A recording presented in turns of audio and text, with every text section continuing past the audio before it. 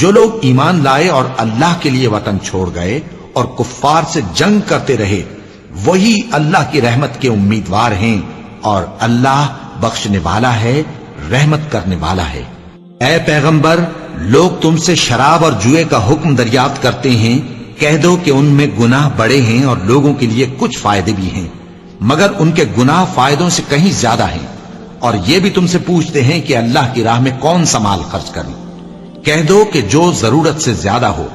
اس طرح اللہ تمہارے لیے اپنے احکام کھول کھول کر بیان فرماتا ہے تاکہ تم سوچو، یعنی دنیا اور آخرت کی باتوں میں غور کرو۔ اور تم سے یتیموں کے بارے میں بھی دریافت کرتے ہیں، کہہ دو کہ ان کی حالت کی اصلاح بہت اچھا کام ہے، اور اگر تم ان سے مل جل کر رہنا یعنی خرچ اکٹھا رکھنا چاہو تو وہ تمہارے بھائی ہیں، اور اللہ خوب جانتا ہے کہ خرابی کرنے والا کون ہے اور اصلاح کرنے والا کون۔